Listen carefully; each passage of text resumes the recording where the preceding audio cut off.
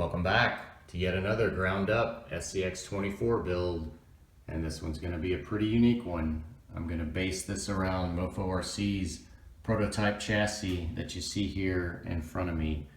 So these are 3D printed rails and then a 3D printed battery tray and ESC tray as part of that kit.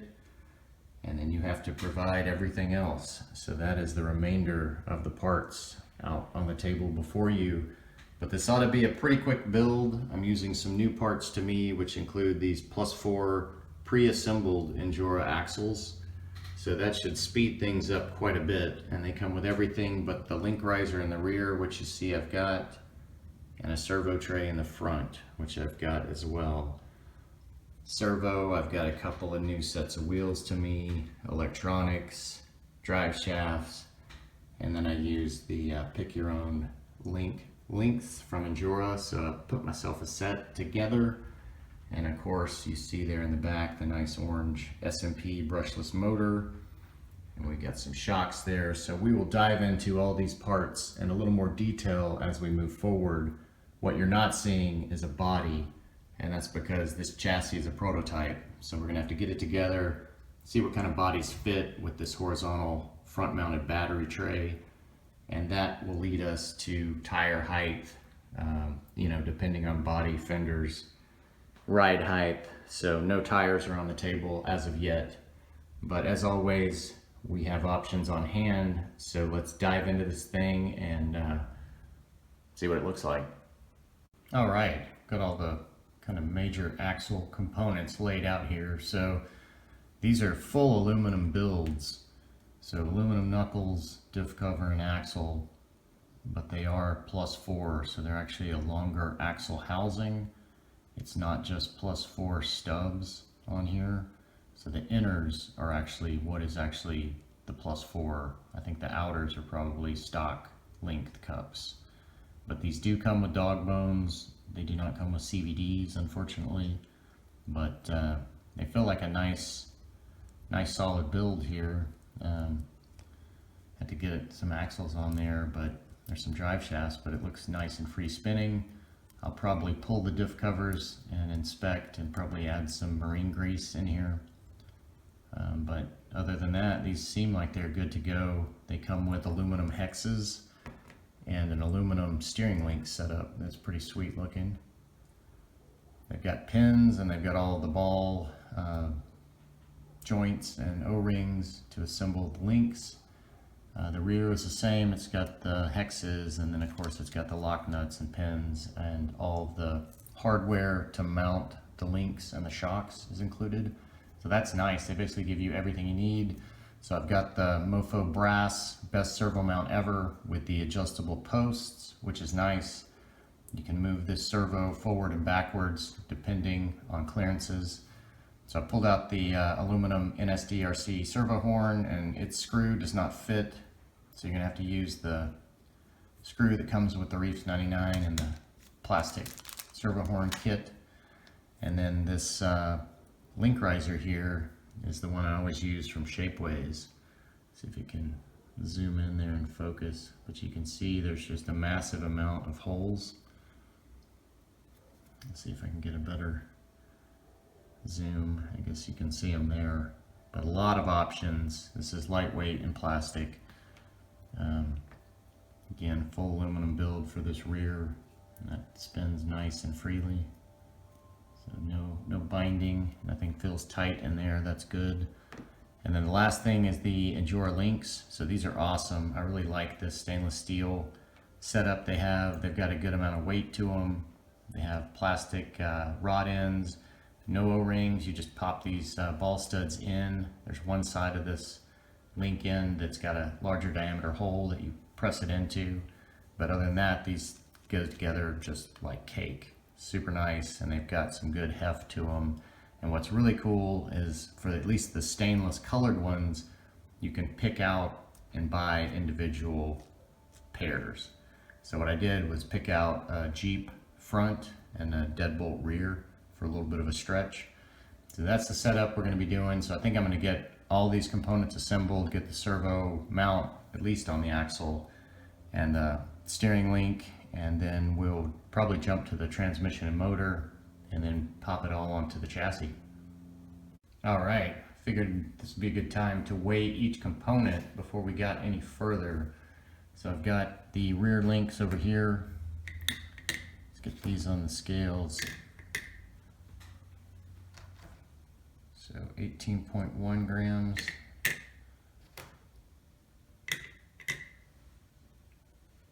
Looks like 31 grams overall. Let's see what those fronts weigh. 13.4 for the fronts. So 31 overall, so that's nice, pretty hefty for these solid stainless steel links. And that will come in handy since these are aluminum assemblies. So this is fully assembled with all the hardware in. 33 grams on that front axle. It's like 23.1 on the rear. So let's see about this brass servo tray. 11.9 grams. And this shapeways link riser. Pretty lightweight, 0.8 grams, 0.6. So it looks like 68.4 for kind of the front and rear axle assemblies minus the servo. So let's get this servo on here with the aluminum horn. So that'll add another 22 grams to the front axle. So that's good to know, all the kind of starting weights of all the parts and pieces. So let's move on. Okay, on to the motor and transmission. So this is that beautiful Mofo slow motion pancake brushless motor that we'll be using. So if you're not familiar with that or a brushless motor, they're super easy to install. You do need a brushless ESC that will run it. So this one comes ready with an aluminum motor mount that goes with it. It's got 3 slots. Comes with 4 pieces of hardware. I think I only use 2 generally. And this has 4 holes, so it helps you kind of position the wiring where you need it. And these are slotted, so it helps you adjust the mesh.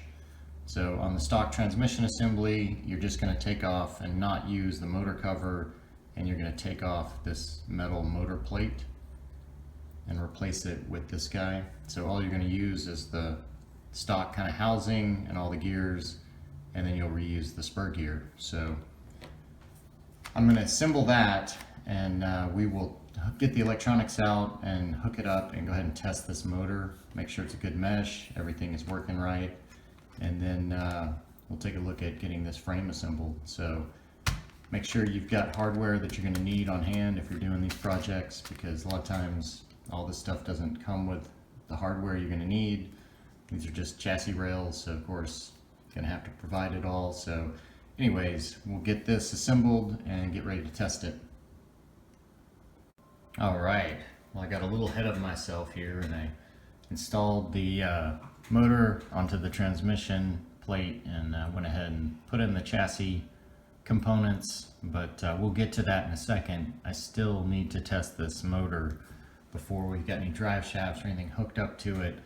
So I've got out this FS2A 4-channel. This is a little micro receiver for the FlySky GT5. And you can order this guy like off of Amazon, but you've got to solder in these pins here to the actual board. Otherwise, that's about all you have to do to it. So I've gotten a few questions about this thing. So there's a bind button and an antenna on it. So that, I guess the button side or the button bottom is where the servo plugs in, then the ESC, so that's channel 1 and 2. The top plug, channel 4, is the bind plug, which it does not come with a bind plug, so you need to have one of these. But that's it, pretty simple. So let me see if I remember how to bind it. I haven't done it yet, so let's get it plugged up here to the actual Lizard Ultimate. Let's see, that's the way it goes. That got plugged up. And get the battery plugged in. So I believe what I need to do is hold the bind button on the micro receiver as I turn this on. So now we're on and the micro receiver is in bind mode with the fast flash. So now I've got my GT5 and I've already named a setting. So I've got it already on that. So I think I just hit the bind button here on this as I power on. And I don't think there's any beep or anything like that. I think it just binds. So it should be bound to 19. It's a slow flash, so that I think is indicating that it did bind. So now I'm going to power off. I'm going to power off transmitter, pull out this bind plug, turn on the transmitter, power back on, and see if it worked. Looks like it. So that servo horn is nowhere near centered on there, but that's fine. This is just a test. So that is working. Let's see about the motor.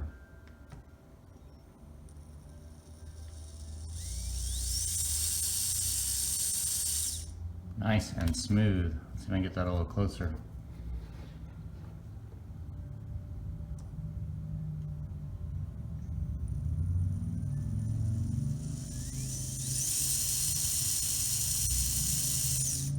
Nice and silent. And one of the reasons it's so quiet is because I paired it with plastic gears, and that really helps. Those metal gears tend to make a lot of noise. I found that out trying to use them on the first SMP install and ended up swapping to a plastic spur gear to make it quiet. But looks like the kind of initial test and gear mesh, everything looks great. So I'm gonna kind of get this unplugged and we can take a closer look at the chassis. Real quick before we do, I'll show the specs here on this Ultimate. So what's nice is you've got that selectable BEC from 5 volts up to 8.4, and you've got a 40 amp current and a 70 amp peak. So really nice ESC powering this guy. So let me get this stuff unplugged and we'll take a closer look at the chassis. All right, let's take a look at this beautiful chassis here. So look at that profile, it's super nice. So the battery tray mounts forward, and I believe there's just the 2 holes that make that work. And the same with the ESC tray in the back. Of course, it's got the sweet Mofo print on the bottom. And then you see there's another unused forward hole. And then there's a couple down here as well. I believe this is set up for the stock ESC tray and the stock battery tray, I believe. I'm not 100% sure. And it looks like we're set up for bumpers on the front and for the rear as well, so that's nice. And then you've got this massive shark's fin kind of shock tower in the rear, and then you've got plenty of shock positions up and then streaming kind of back on the frame here under that battery tray. And then what's really nice is right down here on the front, you've actually got some link riser positions above that stock bottom one. Now on the rear, you just have the stock bottom one, unless you wanted to try to use this other hole for a real short link, but looks like you can use whatever uppers you're typically using and just raise them up there. So that's nice. So that's kind of the lowdown on the chassis. So I think I'm going to start assembly. Before I get any further, I thought I would mention this really quickly. I mentioned it in my last video, but I figured I might as well mention it again. The short medium drive shaft set, that refers to the male short medium. So you cannot do a Jeep front end with this set. It comes with a deadbolt female, it comes with the Jeep rear female, and it comes with a deadbolt front female. So you're gonna have to pop off this U-joint, and you're gonna need to have a Jeep female front on hand to use. So just know that you're gonna not use the deadbolt front and you're not gonna use the Jeep rear, and you'll end up with this for the stretch. And I'm thinking I may have to do some adjusting of that even, because I flipped the transmission plate with the motor facing backwards. So the drive shaft outputs are not perfectly symmetrical when you flip that plate. So it does affect those links, so we'll see what that did to it, but that's why I like using the plastic drive shafts. You can cut those and modify. I've got quite a few, just a bunch of drive shaft spares to mess with. So anyways, now that we've got drive shafts out, I think this is everything to start putting some screws in. Well, I did get a few screws in, made a few discoveries. One of which was the diffs in both axles were bone dry, so they did need some grease. So I put a little bit of that Utter Butter waterproof grease in there.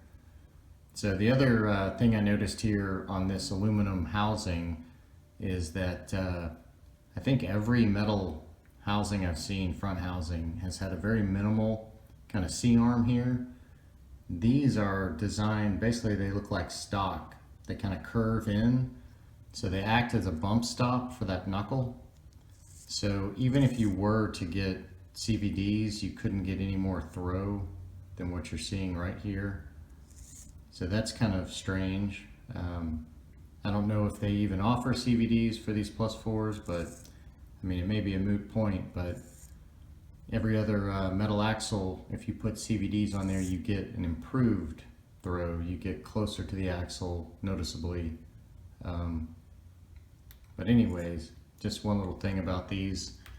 The other discovery was something I mentioned earlier about this axle or this drive shaft length maybe needing to be adjusted due to this transmission being flipped. And sure enough, you can see here it's locking up.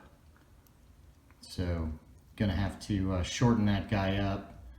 And you see I've got this raised up, and I was trying to really kind of cock this back a little bit, and the more you raise it up, the more, I guess, the top hole is in the most forward position. So if I bring this down and, you know, mount it a little further back, it's going to tilt this whole axle kind of funky. So I'm going to have to play with that geometry, but the first thing I'm going to have to do is shorten that drive shaft. The second thing I noticed here on the chassis was both of these lower links, there's a little bit of binding here. One side is kind of the bottom shield of the drive shaft, the little plastic piece. So that is contacting this rod end. So it's causing just a little bit of resistance. And then on this side, there's actually a screw head for the transmission, and the assembly there. So that's what's rubbing just barely on this one. So again, just a little bit of resistance on those lower points. Don't know if it would matter. Right now it's hard to tell because this is bound up. So first thing I'm going to do is pull that apart and use this little kind of hobby pipe cutter to take a few millimeters off of that outer drive shaft, just provide a little more clearance, and hopefully get the appropriate amount of movement there, and then get the shocks on. So I don't think I mentioned these earlier, more than just shocks. These are Hot Racing's long travel shocks. These are like 42 millimeter eye to eye, and I forget what their compressed measurement is, maybe 27 or something, but these are non-oil filled. So I dug out my original springs for those, so I think I'm going to swap to the soft springs. There's not a lot of weight in this chassis, so I think right now I've actually got the stiffest springs in, these silver. I think the gold or the medium, so I'm going to play with the spring rates a little bit, but first thing is let's get this axle actually articulating. Okay, with a little flush cutter work and Dremel, these seem to be nice and free moving now, these lower links, just like the fronts are. So what I did was I snipped off the kind of the axle guard, and then I took a Dremel to that screw head, and then I had to additionally take off a little plastic on the rod end as well. And so you can see it's still catching like way down here, but I didn't remove that material back here. I just removed it kind of in the range of motion that it's going to be in. So now it's free right here. But that's how it was acting kind of the whole way. It was just kind of sticking. But you can see here, took off that much drive shaft. So hopefully that will be just enough, not too much, not too little. We'll know in just a second. So I'm going to get this hooked back up and see if we can't get full articulation out of it. Well, the rear suspension is good to go. So that little bit of length was perfect. Everything is free flexing here. The only thing I had to do was add some spacers. You can see here, those are maybe 3 mil spacers to kick those shock housings out, because the collar was basically hitting the side here because this length kind of rides along the frame. So if this is tightened down without that spacer, that was actually kind of compressing the shock body against the frame. So that right there does it. So I found the final shock position. You can see where I started and ended up moving it down and forward, and that stops it basically right as the drive shaft would come into contact. So there's like just a little bit of space there under that ESC tray. Same with the upper links. So that's about as far as you can go without hitting the tray. So that's my extreme. So I'm happy with that. Got the soft springs in, the black springs for now. So I think it's time to see if I can have some success here on the front axle. Well, the front end has come to a screeching halt. As I was hanging these links, I quickly realized, hey, this upper link is longer than my lower link. That's not right. So I went and checked my order, and sure enough, I ordered the C10 JLU rear upper instead of front upper. So I've got a 51 millimeter here instead of a 39. So this is the length that I should have ordered. So luckily Amazon has the stainless front uppers only. So I've gone ahead and ordered a quick replacement, so that shouldn't set me back long.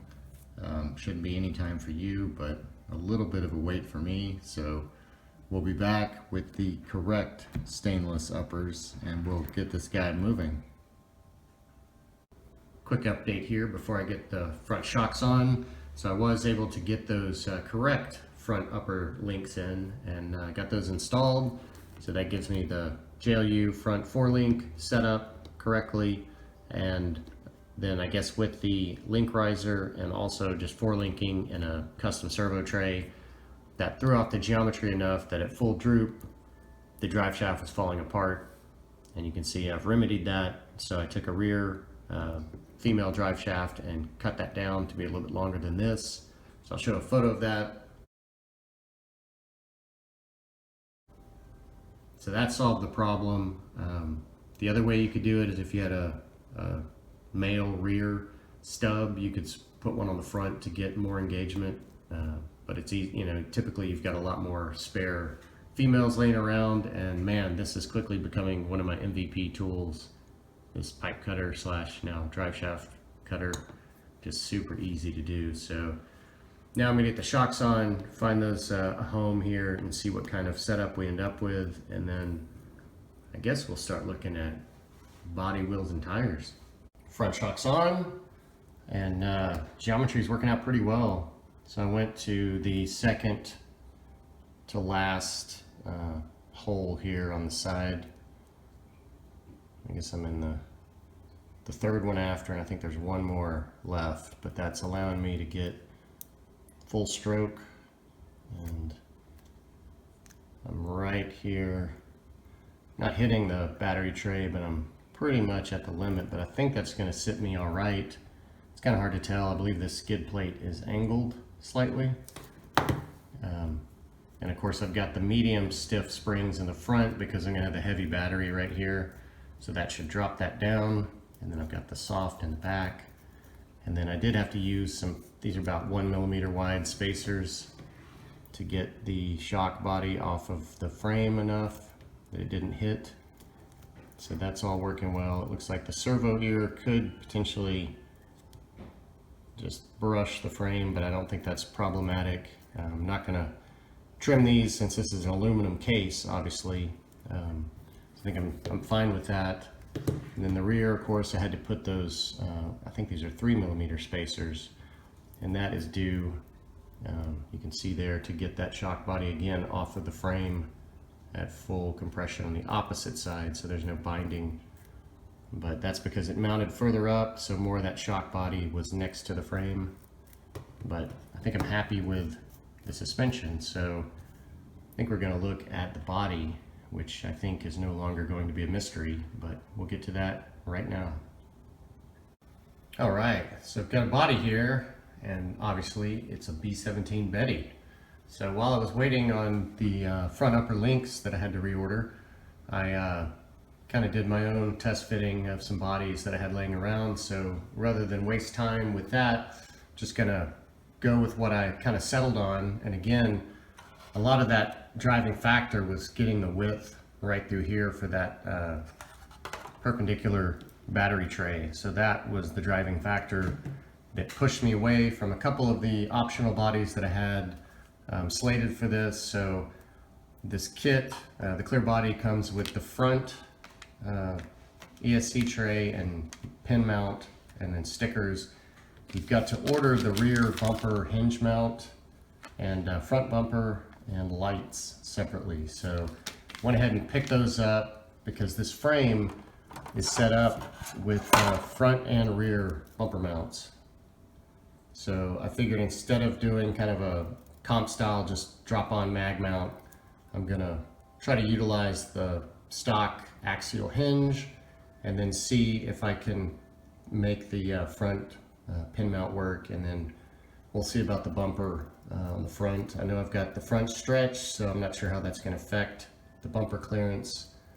I believe the Betty is a deadbolt setup, so this has the deadbolt rear only, so we'll see. And of course I did flip that transmission and motor, so that threw everything off just a hair. So let me get this body mounted, I guess, to the hinges and everything, flop it on and just see how it's sitting there, and we'll take a look at it. Body is mounted and not working out as well as I wanted it to. Once I got the bumper hinge attached, you can see here the back axle is pretty much where it needs to be. The front is stretched, and I was hoping this cab would sit a little more forward. You can see there the pinch is starting to catch the battery tray, the front edge, so it's not wanting to fully seat without kind of having to spread it a little. So I may have to take the Dremel and notch these kind of top corners and maybe take off these ribs on the side. But you can see I've got my big 3S battery in there just to make sure that would fit, and it does.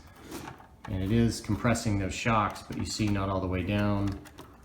And that's another issue there because of the stretch. The servo horn is catching that bumper, so I'm going to have to notch for that servo horn just a little bit, maybe a couple millimeters. It's not a lot.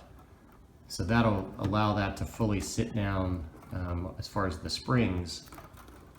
And then you can see that skid looks like it may be angled back a little, angled up, like I was saying. I'm not 100% since this is a prototype chassis, but looks like I'm going to need to do a little more kind of finagling with this battery tray to get this to sit down.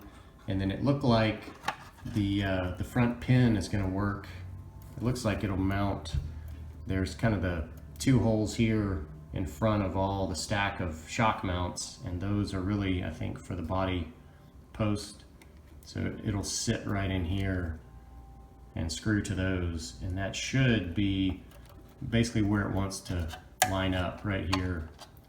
So it's hard for me to kind of show that with nothing attached, but that's the plan, is to actually get that pin to pop through the hood to give me good alignment, and then of course I'll use magnets and not use a pin. But it's nice to have this little alignment piece when you close it, and also when you're gluing magnets. So that is kind of nice. I don't mind that poking through. I just don't want the pin So anyways, that's kind of the update on this Betty body, getting it to fit on this prototype stretched chassis. But I think it's looking all right. The bumper is questionable, but it is tucked so much, and these are +4s, that the tire, depending on the rim, may miss it. So I may be able to keep the bumper and run it, which would be kind of nice. If I don't run the bumper, these frame rails are basically right at the front here. So I'd rather have some kind of bumper, just make it look a little cleaner. But anyways, I think there's going to be a little more work ahead, and we'll see where we get with this body.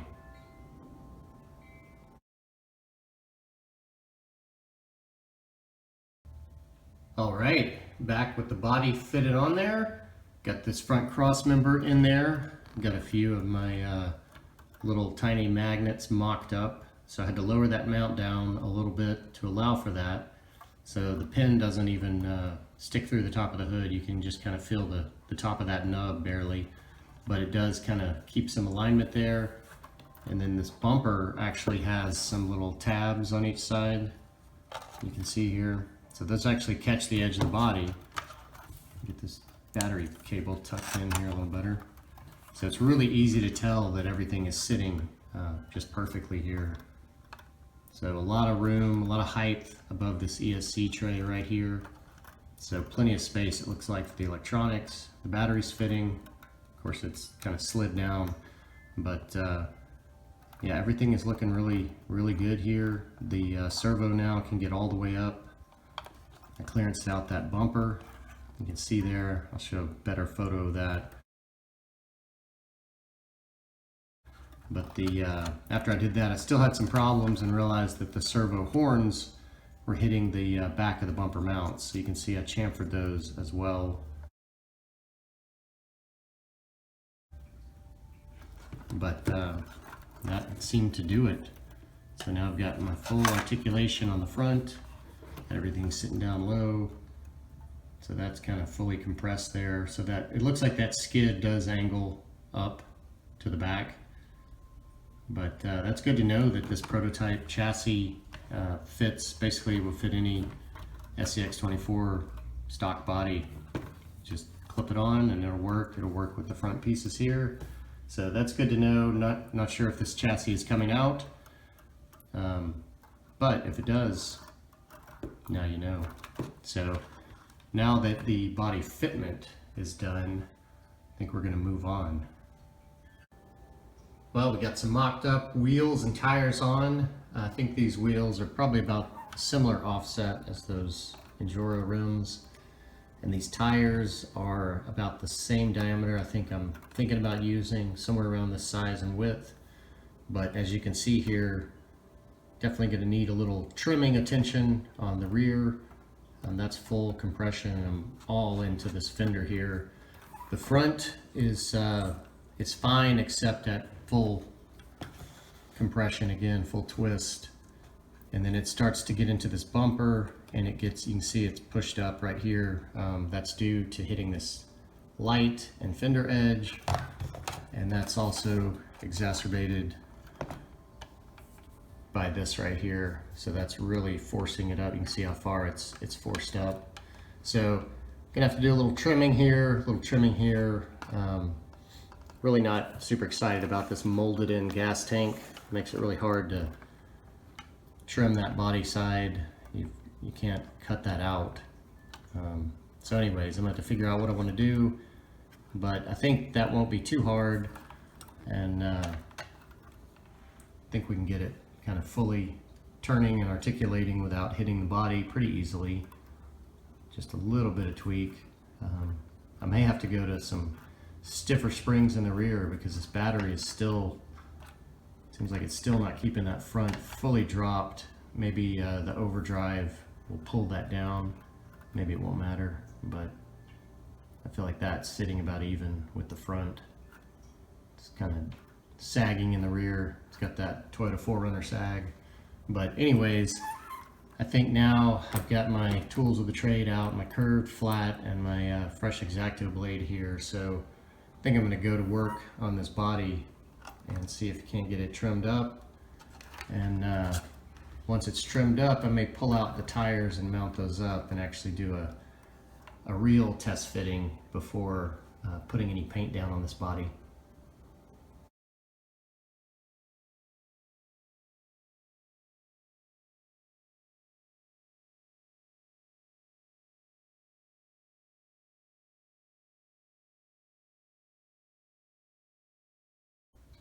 Well, that looks a bit different. Okay, I did get the body trimmed up, as you saw, but I decided to go ahead and get it painted. So as I was thinking about paint, I started to think about lighting.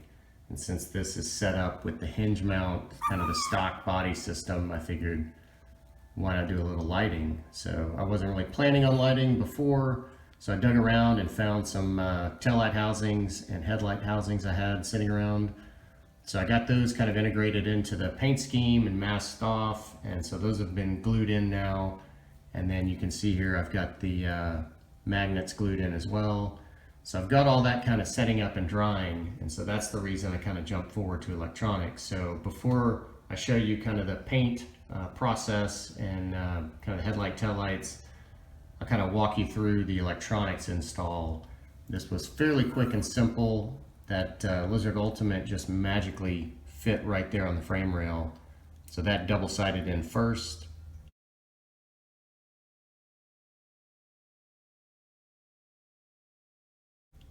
Then the second thing was this Club 5 cyclical switch on the ESC tray.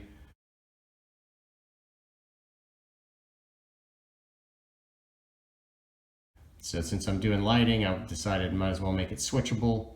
So I added that, and you can see its cable is just sandwiched here. Comes over to the 4-channel micro receiver, and that is mounted on that little styrene mount for it, double-sided down.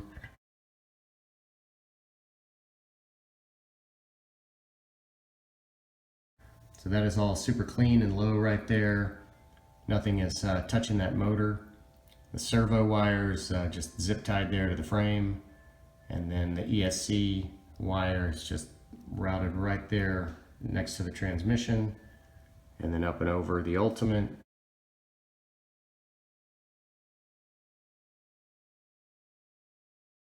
And then the motor wires right here zip tied. And then the last thing is just the battery lead. So just super, super clean install. Super happy to get that low and mounted vertically. The power button is right here, super convenient.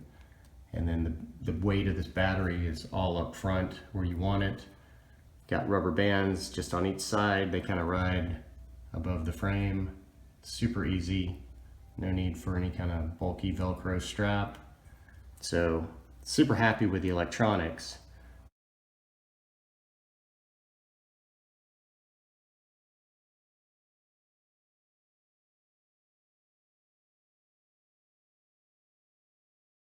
So I think the next thing is let's plug these in and just do a little quick test. I've already tested it. I've already set up the FURITEK app, made a few little tweaks, set the servo to 8.4 volts. And I guess before I turn this on, speaking of the servo, I don't think I really got into this. This Mighty Chihuahua is CCxRC's rebranded or co-branded Reefs 99. So let's take a look at the specs here. So on 8.4, this is at 104 ounce-inches of torque. So that is massive. 0.08 seconds, so super fast. So let's see that in action. Let's get this guy on. Just that easy. So that's 8.4 speed right there. Of course, this battery is not fully charged, so hopefully I've got a little juice before cutoff. And then let's take a look at this slow motion pancake. Just super, super silent. Again, that's also due to the plastic spur gear. Plastic transmission helps as well. The gears in there. So it's super nice. Some pep on 3S when you need it, but all that slow crawl you want. And then the These axles should have that 23% overdrive in the front. Let's see if we can notice that. Oh yeah, I can see them spinning faster for sure. So nice, so everything checks out.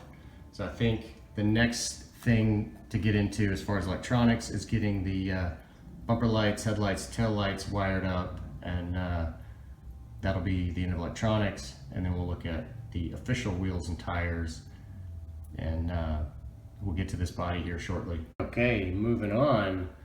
I figure we've got to take a look at the body before we get into lighting.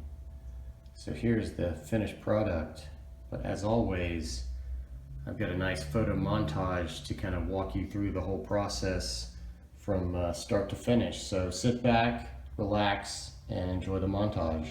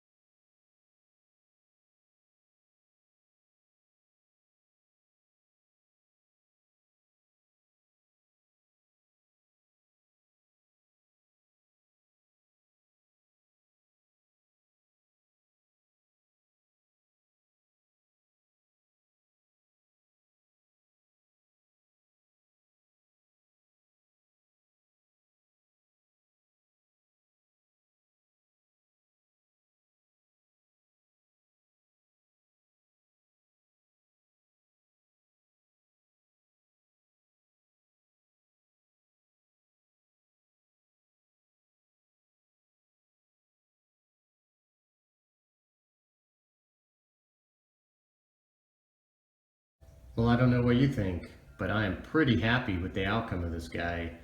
So as you saw, I used that translucent silver Tamiya paint again, and I used some very light coats to get more of a pewter gray finish.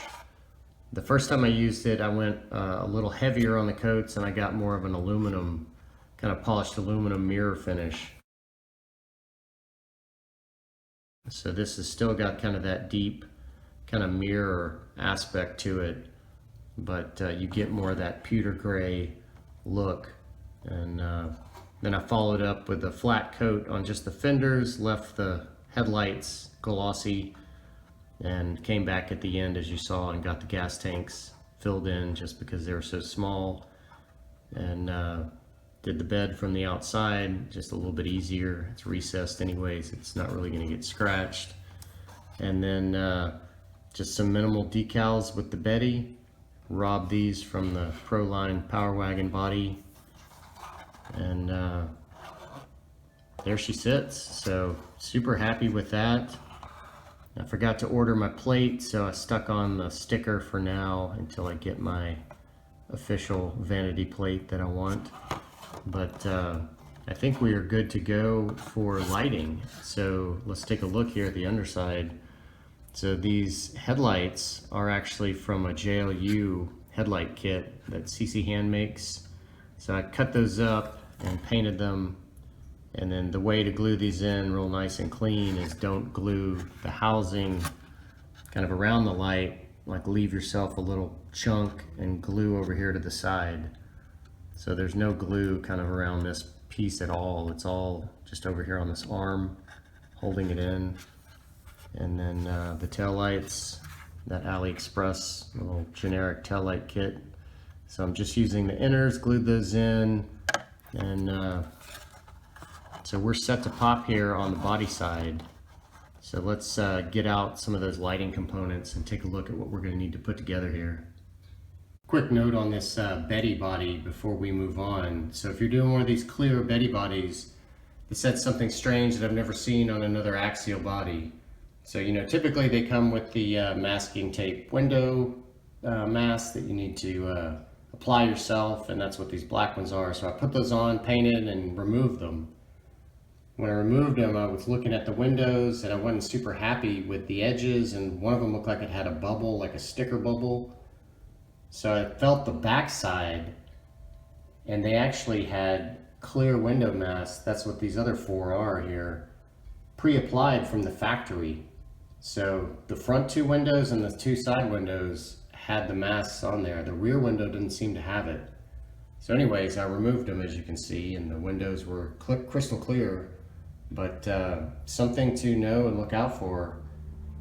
You may not need to use the tape masking ones if it's already on there, or if you do, make sure you remove the clear ones so you get clear windows. But just kind of a strange oddity. All right, so as far as lighting here, it's not going to be too much. We've got this taillight harness of red lights that came with the AliExpress kit there. So that'll be plenty of length. It's not going to go far. It's just going from here to there. So that'll work. And then from Evan Designs LEDs, I've got some 5 to 12 volt cool white 3mm. So again, I like these. I've got the really thin wire. So these I think are going to be running from my bumper along the chassis. So I'll extend those back. And then I'm actually going to use the bumper lights for the headlights, because this will be on the body shell. And I may ditch this connection here instead of using an extension. Just I'll have to see where the bulk of that is. But I'm, you know, instead of a servo extension with like another big plastic piece coming back, I think I may just extend this and reuse one of these two-prong little JST connectors, because eventually the tail lights, it has a JST, and this should probably have one too, because these are going to have to come together on a Y splitter and go into like channel A on this switch, and the bumpers will go into channel B on the switch. So 3 lights and 2 plugs on that switch. So I've got to make myself a little splitter. So that's why I've got this little kit out here. So it's got my JST connections or servo connections, some wire, and then I've got my little ProTech crimp tool. So I can cut some lengths of wire and make up a Y splitter, and then I'll probably need the soldering iron out here in a second to actually connect up to these raw wires here and bring those to a little JST. But not a lot to do, so let's jump into it.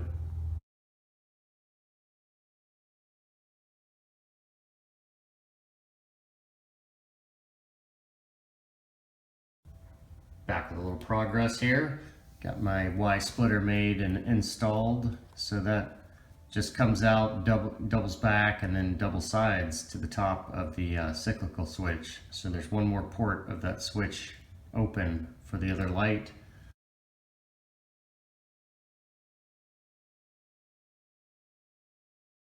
So this is the splitter that'll pick up the headlights and the tail lights. So I figured this would be a good time to test it, and then we'll make the other light extensions. So let's get that plugged in. Let's get this on. Get this on. So it's plugged into channel 3, that switch. So that's my button here. So nothing. There they are. So they're on the second channel. So that first channel will be bumper lights. So then the third click right now would be both of them on, then everything off. So then it would be bumper lights, and then headlight, tail lights, and then both. So everything looks to be working.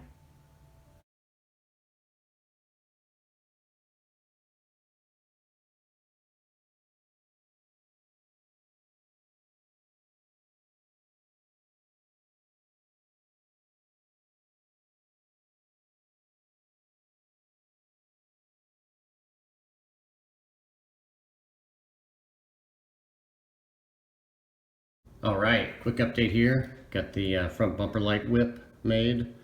It's nice and blacked out through here. Plenty of clearance. and then I zip tied it in with the servo cable and routed it right there.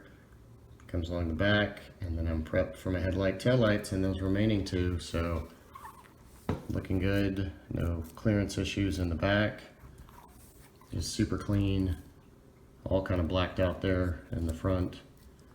So I think before we move on, it's probably a good idea to plug these in and test them. So let's just do that real quick and take a look at these, what are these cool whites in the bumper.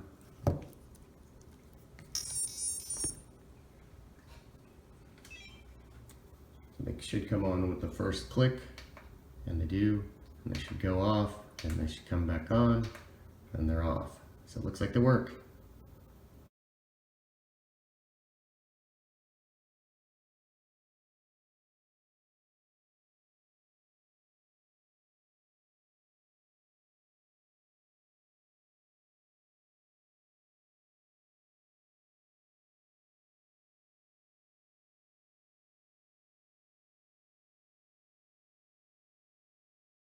All right, we've got headlights, we've got tail lights, we've got bumper lights. Let's take a quick look under the hood here. So everything routed really nicely on that body shell, and then I used some trusty black tape to kind of secure it, and then took advantage of those bed rails to route some of that in. And then it all comes together right back here. So just super clean. And you can see I blacked out my magnets with a little black tape to kind of take away a little of the slam. And I also added another magnet here. You can see there's two. So I wanted to raise up the headlights. The bottom of the headlights was just below kind of the bumper top. So that seemed to get it sitting just about perfect. So I think now let's take a quick look at them here in action. There we go. So let's square up a little.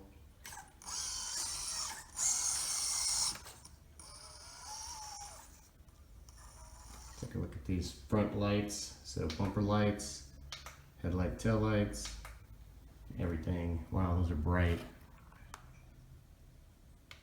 Glad I've got these switchable. Very nice. Let's look at these tail lights. Really nice. Coming through those stickers just fine with the kind of the tinted red clear behind it. That worked out pretty good there. So I'm super happy with the lights. So I think you know what time it is finally. It is time for some wheels and tires.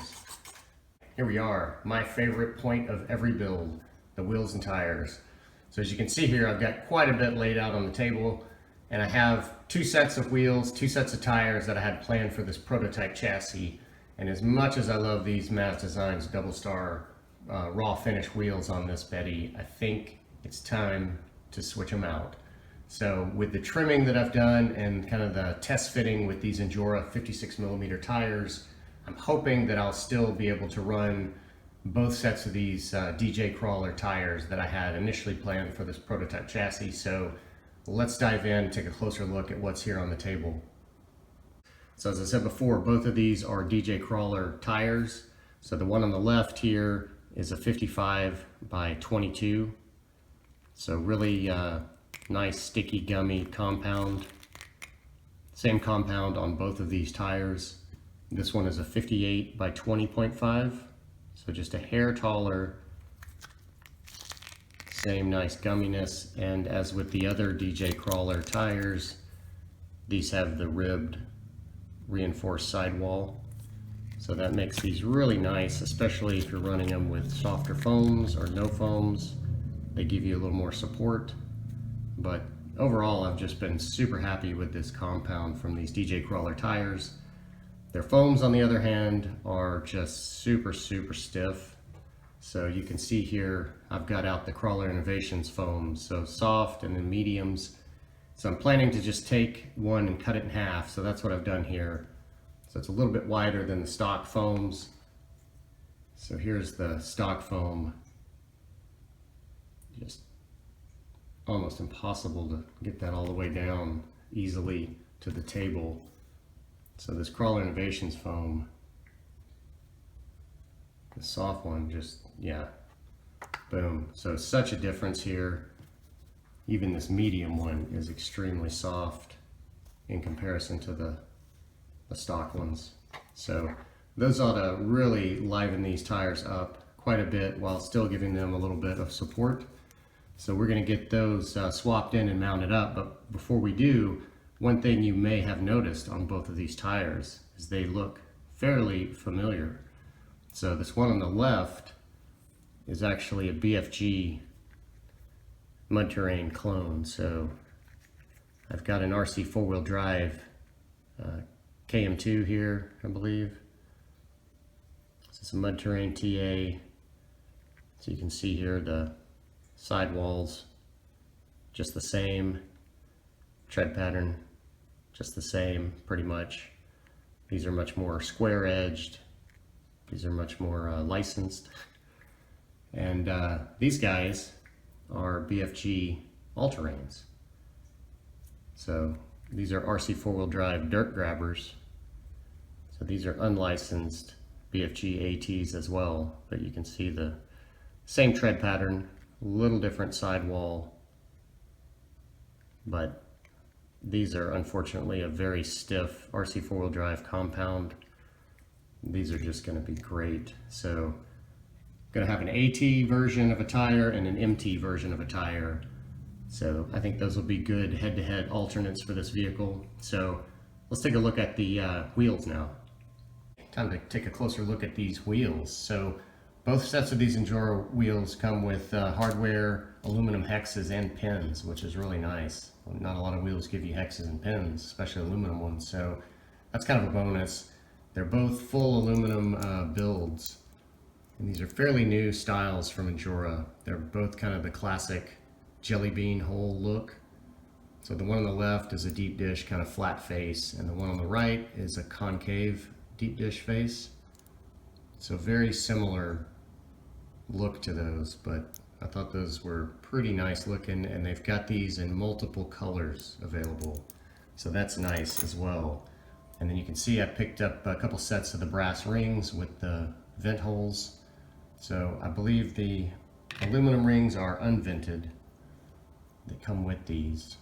So let's see what the weight difference is there. So 12.5 versus 4.1 grams.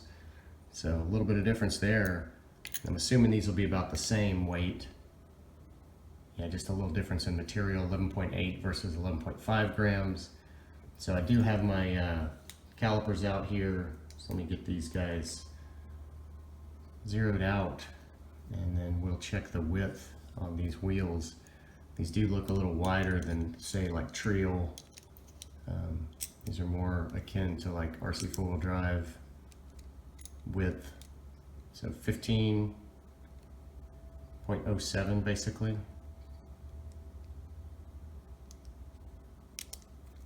I've got my brake tightened at 15.08, so about right there. So those are kind of the stats on these wheels. So I do have each of those mounted up already to take a quick look at before we get the whole set. So these are the concave face on the ATs, and I've got the Crawler Innovation soft, and even with the vent hole in the ring, these sealed up, so there's no venting action. And I think that just depends on the tire sometimes, the bead, and maybe the rim as well, because I've got some that stay vented with just the ring being vented. But I think I'm going to run them like this. They're still a lot softer with that Crawler Innovations foam. Feel very pliable, so I'm liking those already.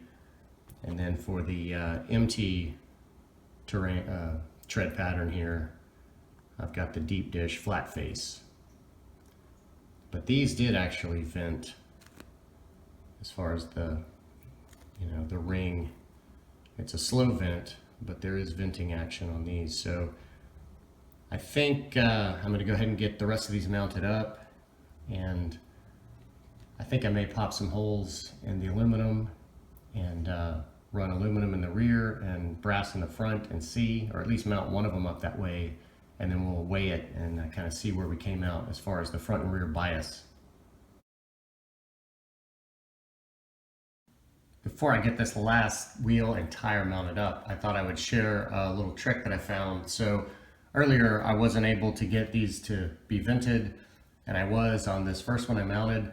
So as I went through, I was sealing all of them up as I mounted them. So what I realized was if I just, tighten these down to where they were sealed and then backed each piece of hardware off kind of evenly, about a quarter half turn, and then you kind of work the tire against the rim a little bit, put some back pressure on those screws, and then I just went around with what I call just like a slip grip here, just slightly holding it and just letting your hand slip. So just making sure all of those were evenly snug, but the thickness of the bead really puts enough back pressure on those that you can back them off just a little bit.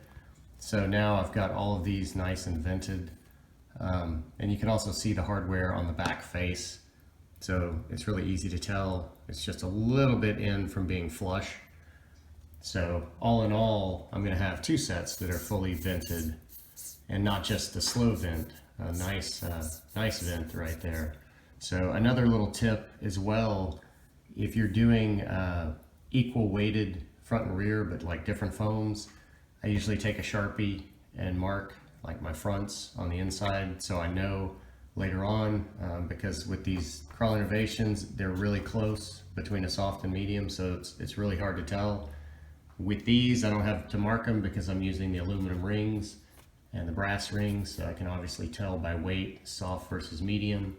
And then the last little trick I use, like when I'm mounting these up, I always take, it might sound weird, but I get a little spit and lube up this outer lip, and that really helps get these to just drop in there.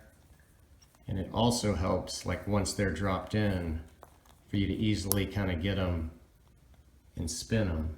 Like the tire isn't just gripping them. So if you're misaligned like this, that's not going to work. So then you can just, take it and twist it easily to the side and get it aligned. So nice little trick there. And then I'm sure most people know this, when you're putting in this little hardware, to get those to not cross thread, I always drop them in there, thread them in reverse, and you'll hear them click in, and then thread them in. So it's a really easy way to get those to always just go in nice and smooth. So I'm going to get this last one finished up, and then we'll get these on the truck. Well, I think these 55mm tires are working out pretty well. The back here is just perfect at the fender at full compression. The front here, as you can see, is just getting into the bumper. But let's bring it around here. It's missing the Lexan, it's missing the light, the fender. So again, I could trim that plastic bumper, just leave it. I'm not that concerned now that this tire is vented in the softer foam. I don't think that's going to be an issue. But yeah, these seem to be working well with the fender trim. So one thing I did here for the ride height, I've got the battery in here, so that brought the front down. So I ended up putting the medium springs back on the rear instead of the soft, and that seems to basically level it out there. So we'll see. We can always adjust suspension later, but I think for now, the next step will be to get this on the scales and see what this weighs with the full brass ring set of wheels and tires on here, and then we can swap on those ATs that are biased to the front, and then we'll see what that does. Okay, got the scales on, zeroed out. So this will be the first official weigh-in. So the battery is in, and this is the full brass ring wheel set. So it looks like we're coming in around 425 grams, 426 grams with a nice 57 front ratio. About 50-50 side to side. Let's see if we can change anything here.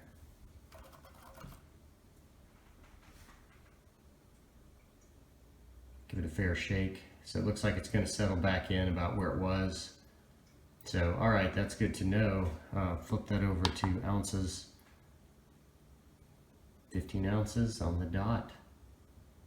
So I think we'll get this other set of wheels and tires on there, see how they look, see if they fit, and then we'll see what they weigh. Well, these 58mm ATs are definitely getting into the bumper a little more, but not really that much. And since they are an AT tread pattern and they are very soft and pliable now, again, I don't think that's going to be any problem. They're still missing the fender and the light. Let's look at the rear here. This ought to be pretty close. So yeah, it looks like it's just going to be barely rubbing the fender the whole way. But again, that's an AT smooth tread pattern, not real chunky, so that shouldn't be a big issue there. But I think both of these are going to work. So I think now we'll get this set of tires and wheels on the scale and see what that does to our overall weight. I'm sure that'll push us forward at least a percentage, maybe 2. So we'll see how close we get to 60/40 with this. Next up, we've got the AT wheel tire combo with the brass rings in the front only. So we've got these zeroed out, batteries in. So we dropped down to, looks like about 415 grams. We were, I think, 426. And that puts us right about at the perfect 60/40 with that brass in the front only. So that worked out well. Somehow the cross weight adjusted to 50/50, so that's nice. That's always just a little wonky with the shocks, I'm sure, but pretty happy with that. 14.5 ounces. So there you go. That little bit of tuning with just the brass ring in the front did it. Man, that is looking so good. This is going to be a tough one to decide which set of wheels and tires I like more, but both of them give it that nice kind of wide flat top tire kind of classic look, but that just looks super mean. So I think now the only thing that I'm really seeing that I may tweak here is taking care of this body unloading and lifting up on Ascents. There's quite a bit of shock travel there, and this battery is where all this front weight is, so I don't, up in the air, the last thing you want is that all to kick back and pull you back over. So you could have this all tucked up on a climb, that would be a lot more ideal. But you kind of see here the kind of the overall ride height, and then as it drives, it's going to pull down to probably there. That's probably how it's going to sit. So it's definitely got a little room to go lower. Let me get a little weight on there. So that's about how dropped it could be, but I really don't like the rear end being super slammed. I guess that's okay. If it's all the way down, it's, just looks misaligned, I think. So the front is probably about at the full compression here, almost. So it's really not sitting super high, but it could definitely be a little bit lower and probably more control added to that front end. So I think I may look at actually implementing some of these rubber bands and getting some straps on there to kind of take care of that. So let's see what we can do. All right, got the limiter straps on, some rubber bands, and I think that is sitting about perfect. So it's lower in the rear, but not all the way touching the tire. And the front is sucked down pretty far, but again, not all the way at the bottom of the shock, I don't think. I'm sure it will probably ride at the bottom of the shock with the overdrive, but just leveled it out. That's definitely going to help keep that nose tucked. So you can see I put rubber bands, the top and bottom of the shock points on the inside, on each side. And in the rear, I was struggling to find the tension I wanted. So I ended up running a rubber band here on the top. I put one of the OEM ball studs. Just popped a hole there in that plate, put a stud in, and then looped a rubber band there around that. And then took off each upper link and wrapped it around that link riser. So it gives me that center pivot that I want, really. It's especially with the lightweight rear end. I don't have a lot to pull those rubber bands. The front, it's fine not being a center pivot because there's so much weight with the servo and the brass wheels, so no loss of any kind of flex at all. Everything is moving nice and freely. So I think I'm happy with the stance now and the articulation. Well, here we are at the end of another build, and I've done it again. I've snuck in one final piece of scale detail here. So I'm sure you may have noticed it. Some scale hubs got added in. So I went with the SSD red locking hubs for the front. Those look killer. Figure a little pop of red to tie in with the fuel tanks on the side. And then I went with Injora scale hubs, just the black ones for the rears. So I think that is just the final little bit there to bring it all together. So just super cool.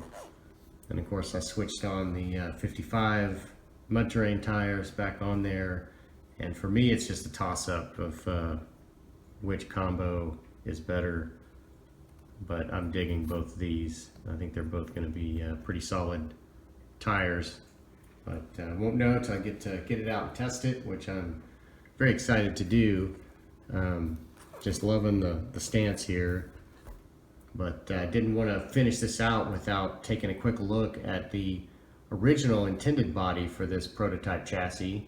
So if you follow the channel, you'll know that I recently put this ecto body on another Mofo prototype chassis, but I had intended to use it on this one here. But you can see here the narrow kind of width there of the windshield and the nose.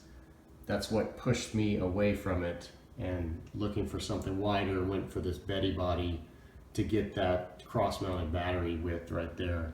So I think that just worked out perfectly.